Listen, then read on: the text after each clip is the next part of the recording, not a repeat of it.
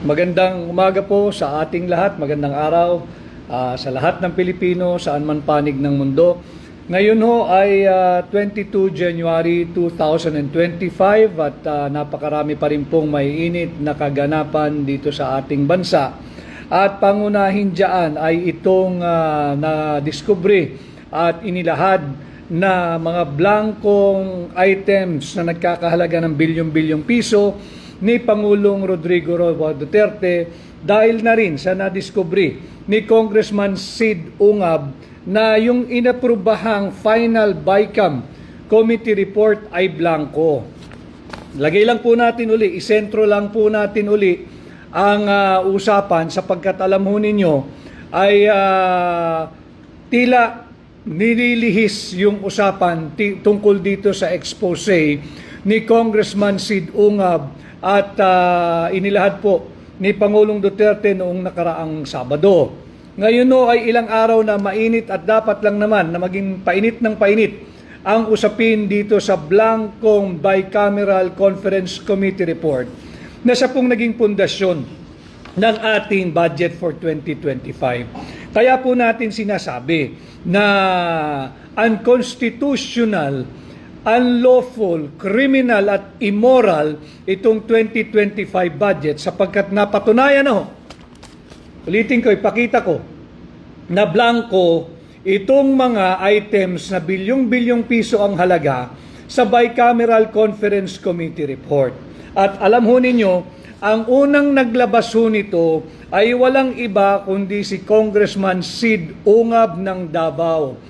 Si Congressman Sid Ungab, para po malaman ho uli ninyo, siya ho ay nagsilbi na veteranong lawmaker, nagsilbing minsan chairman ng Ways and Means Committee ng House of Representatives, naging vice chairman po siya ng Committee on Appropriation at naging 2 beses po siyang naging chairman ng Committee on Appropriation.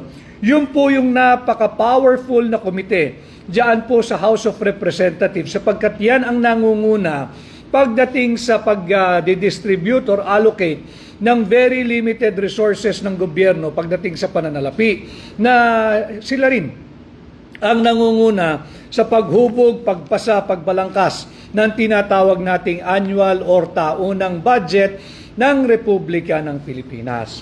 Samahan ko po kayo muna habang kayo po siguro ay nasa daan pa. Yung iba baka late ang simula ng araw ngayon at nag-aalmusal pa. Yung iba naman ay papasok sa eskwela o kaya sa opisina.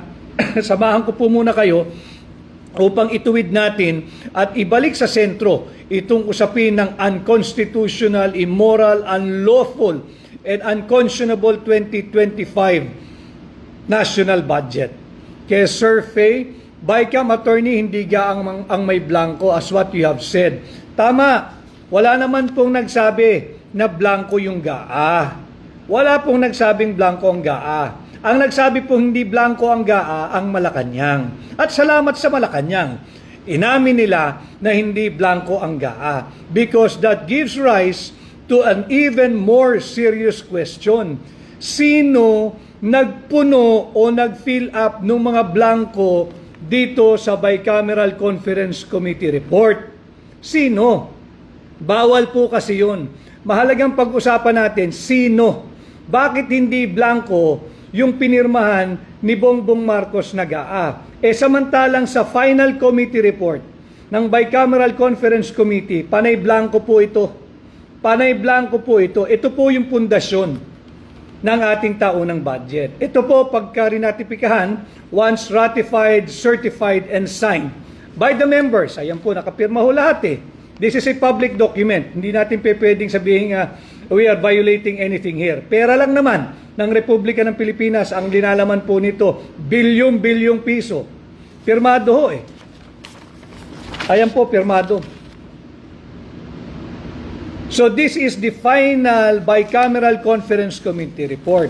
Ito po yung nagiging basis ng General Appropriations Bill. GAB po GAB. Iba yung GAB, iba yung GAA. Pag ito po ay pinirmahan na, this will be reduced in its final form. Ang tawag po doon yung General Appropriations Bill. At yun po ay isusumiti na sa tanggapan ng Pangulo. At yun, whether pirmahan niya o hindi, pag pinirmahan po, doon lamang nagiging GAA, yung General Appropriations Act. Labanan po natin ang fake news. Yan ang sabi ng Malacanang. Tulungan natin. Labanan ang fake news. Tulungan natin ang Malacanang.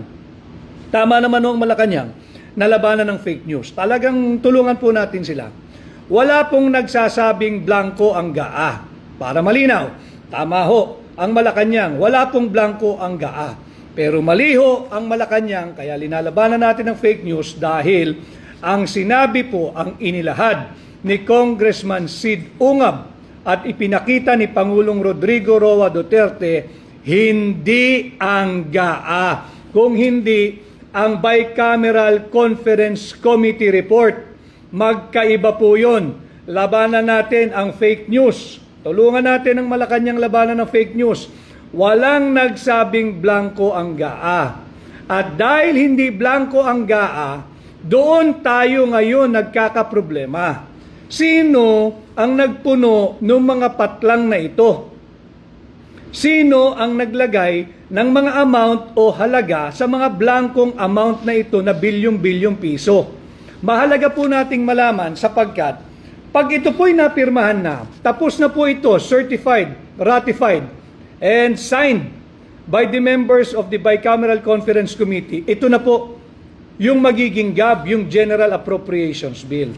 Kung merong gumalaw nito, may naglagay na mga amount sa blankong ito yung sinasabi ng Malacanang na malicious. Ito yung sinasabi ng Malacanang na criminal. Pagka po ito'y pinuno ng kung sino man, that is a criminal act. Why? I will bring you back again to Article 6 of Section 24 ng ating saligang batas. Lahat, appropriation, yung ating taunang budget, shall emanate exclusively sa House of Representatives. Ibig sabihin, tanging ang House of Representatives o mababang kamara ang pwedeng magpamula ng ating taunang budget. Tapos na ho eh. Ibig sabihin, lumabas na siya sa legislative mill. Ibig sabihin, lumabas na siya sa legislative process. Pag lumabas na sa legislative process, hindi mo na pwedeng galawin ito.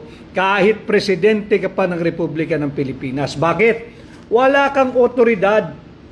Tanging ang mga miyembro ng mababang kapulungan lamang ang pinahihintulutan at binibigyang kapangyarihan ng ating saligang batas na bumalangkas at magmula ang ating taunang budget. Pag ito ho ay blanco at may naglagay ng halaga na bilyong-bilyong piso, may pananagutan na agad ang Executive Department.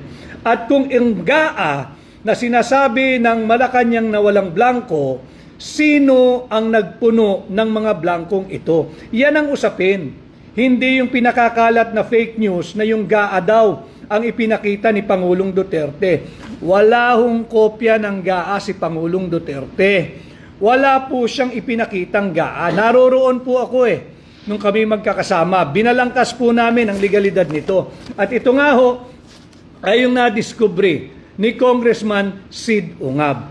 Marami pong mga mambabatas na lumalabas ngayon dyan sa mababang kapulungan at tila nagpapabida-bida na sinasabi nila na talaga raw mali ito. Salamat for validating itong aming ipinakita. Yung kopya daw na hawak ng mambabatas na yan, pareho nung pinapakita natin. Maraming salamat at for affirming and validating the authenticity of the document that we have presented to the Filipino people. But ang tanong, akala ko ba miyembro ka ng Makabayan Black? Bakit hindi mo pinuna ito?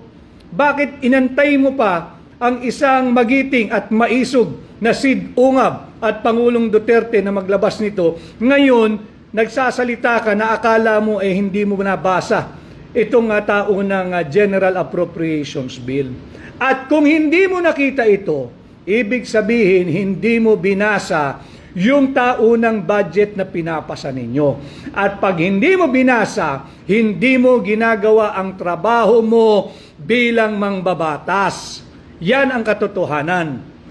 kay Balitang Hopya Mani Popcorn, may 3 senators nag-deny. Di daw nila napansin na may blanks. Hindi po depensa na hindi mo napansin na may blanco. That is criminal negligence. Hindi dahilan na hindi mo nakita yung napakaraming blanco sa napakahalagang piece of legislation that you pass year in, year out. Taon-taon kayong nagpapasa ng budget. Hindi dahilan, hindi depensa, hindi makatarungan diyan sa Senado at sa mababang kapulungan na sabihin lamang ninyo sa aming mamamayang Pilipino na hindi ninyo nakita ng punong-puno, hitik na hitik sa blanco na nagkakahalaga ng bilyong-bilyong pisong, daang bilyong piso actually, daang bilyong pisong halaga ng public money. Again, as I have said the other day during my direct communication with all of you, this is a clear abandonment of a sacred constitutional duty to safeguard every centavo belonging to the Filipino people.